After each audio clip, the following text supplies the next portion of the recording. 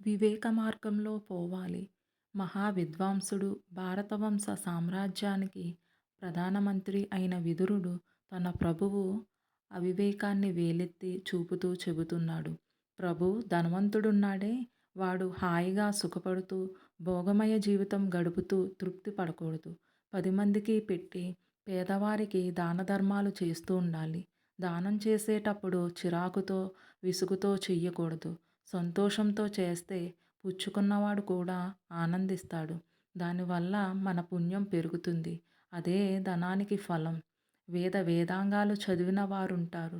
వారు నిత్యం సత్కర్మలే చేస్తూ లోక కళ్యాణం కోసం పాటుపడాలి. శాస్త్రాలు చదివిన వారందరూ అందులో చెప్పిన సదాచారాలను తాము ఆచరించి ఎదుటివారికి బోధించాలి. ఆత్మబలం కనుక ఉన్నట్లయితే ఎన్ని విపత్తులు మీద పడ్డా తట్టుకోగలం. అది లేనివాడు ఏ చిన్న కష్టం వచ్చినా కృంగిపోతారు. ద్వేషాన్ని ద్వేషంతో జయించలేము. క్రోధాన్ని శాంతంతో జయించాలి. దుష్టులను మంచి మాటలతో మరలించాలి. లోభబుద్ధి ఉంటే అది పోవడానికి దానగుణం అలవరుచుకోవాలి. అసత్యాన్ని సత్యమే జయిస్తుంది. దొంగలు, జూదరులు, సోమరిపోతులు, కాముకులు, కృతఘ్నులు, నాస్తికులు వీరందరూ అపఖ్యాతినే పొందుతారు. విద్యావంతుడు కానివాడు జీవితం నిరర్థకం. అలానే సంతానం లేని దాంపత్య జీవితమును.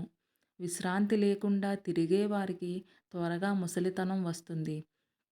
10 మంది చేత అవమానాల పాలైన వాడి మనస్సుకి వార్ధక్యం ప్రాప్తిస్తుంది.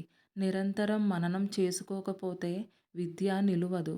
అన్నిటికంటే లోభం మహా చెడ్డది. ఎందుకంటే ఈ ప్రపంచంలో ఉండే బంగారం, మణులు, రత్నాలు, ధాన్యాలు అన్నీ లభించినా ఇంకా ఏదో దొరకలేదని ఏడుస్తూనే ఉంటాడు లోభి.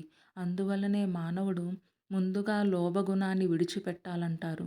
నడ్డి వంచి పనిచేసేవాడికి ఏ లోటు రాదు. సజ్జనులతో సహవాసం చేసేవానికి అపకీర్తి రాదు. వీరిద్దరూ సర్వసుఖాలు పొందుతారు.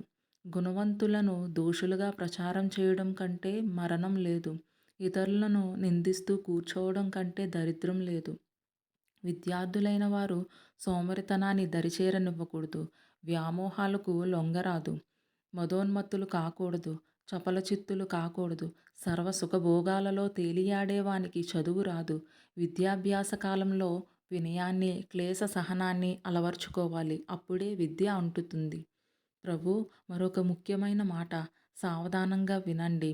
ఈ శరీరం శాశ్వతం కాదు. ఆత్మ మాత్రమే నిత్యం. అందుచేత దానిని గురించే యోచన చేయాలి. ధనధాన్య సమృద్ధము, రత్నమాణిక్య సంపన్నము అయిన ఈ భూమండలం అంతటిని పాలించిన మహారాజు కూడా మరణానంతరం తనతో ఒక గడ్డి పరక కూడా పట్టుకుపోలేడు.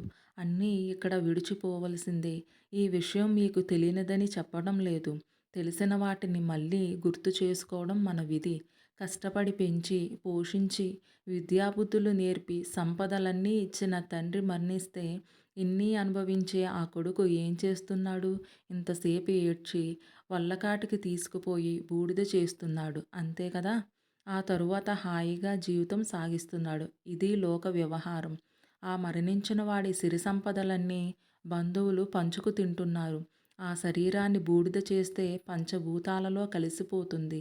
పాతిపెడితే నక్కలు, గ్రద్దలు తింటున్నాయి. పువ్వులు, కాయలు లేని చెట్ల మీదకి పక్షులు కూడా చేరవు. అలానే మరణించిన వాడితో ఎవరూ పోరు. ఇటొచ్చి వాడు చేసిన పుణ్య పాపకర్మల ఫలం మాత్రం కూడా వెడుతుంది. కనుకనే దాన ధర్మాలు, పుణ్యకార్యాలు చెయ్యాలని పెద్దలు చెబుతున్నారు.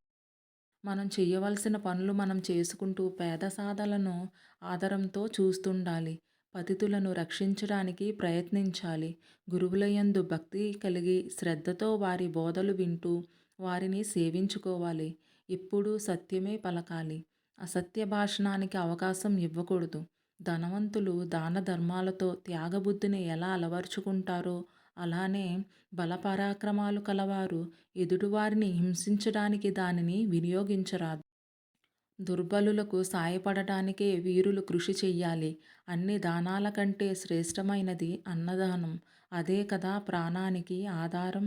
అలానే జీవితంలో ప్రధానమైనది ధర్మ మార్గాన నడవడం. అంతకంటే ఏమీ లేదు. ఇలాంటి మరెన్నో వీడియోస్ కోసం లైక్ చేయండి, సబ్స్క్రైబ్ చేయండి, బెల్ ఐకాన్ ప్రెస్ చేసి ఆల్ నోటిఫికేషన్స్ సెలెక్ట్ చేస్తే నేను పెట్టే వీడియోస్ వెంటనే మీ ఫోన్లోకి వస్తాయి.